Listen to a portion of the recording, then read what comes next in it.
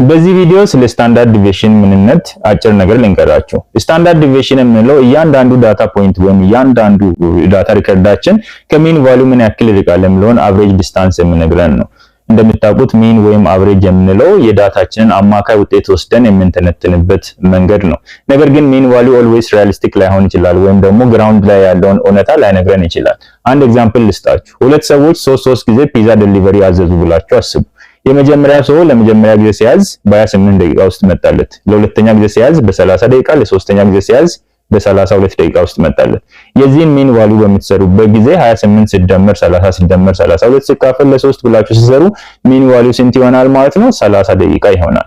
ሁለተኛው ሰው ለመጀመሪያ ጊዜ ሲያዝ በ5 ደቂቃ መጣለት። ለሁለተኛ ጊዜ ሲያዝ በ30 ደቂቃ፣ ለሶስተኛ ጊዜ ሲያዝ ደግሞ 55 ደቂቃ ፈጅቶ ደረሰለት። የዚህንም ሚን ቫልዩ በሚሰሩበት ጊዜ 5 ሲደመር 30 ሲደመር 55 ሲካፈል ለ3 30 ነው የሚመጣው። ስለዚህ በሁለቱም ኬዝ ሚን ቫልዩ ምንግረን on average በ30 ደቂቃ ውስጥ ፒዛው እንደሚደርስላቸው ነው። ነገር ግን በመሃል የጠበቁትን ታይም ከአንዱ ዴሊቨሪ ወደ ሁለተኛው ዴሊቨሪ ሲያልፉ ያለውን ጋፕ ሚን ቫልዩ ሊነግረን አይችልም። ይሄን የሚነግረን ስታንዳርድ ዲቪዬሽን ነው ማለት ነው። ስለዚህ ሚን ቫልዩ ብቻ ወስደን ሪፖርት የምናደርግ ከሆነ ሚስሊድ ያደርጋል። በመሃል ላይ ሊጠበቅ የሚችለውን ታይም ሊነግረን አይችልም ማለት ነው። ለሁለተኛው ኬዝ ስታንዳርድ ዲቪዬሽን ካልኩሌት ብናደርግ በጣም ትልቅ ነው የሚሆነው።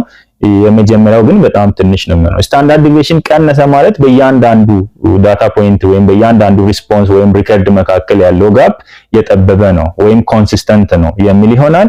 ነገር ግን ስታንዳርድ ዲቪዬሽኑ በጣም በሚሰባበት ጊዜ ኢንኮንሲስተንት ሆነ ሪዛልት እንዳለ ማሳያ ይሆናል ማለት ነው። ሰርቬይ የምትሰሩ ሰዎችም ከሆናችሁ ይሄኛውን በቀላሉ በዚህ መንገድ ነው የምትረዱት። እያንዳንዱ ሰው የመለሰው ምላሽ የተቀራረበ ሲሆን ስታንዳርድ ዲቪዬሽኑ ዝቅተኛ ይሆናል።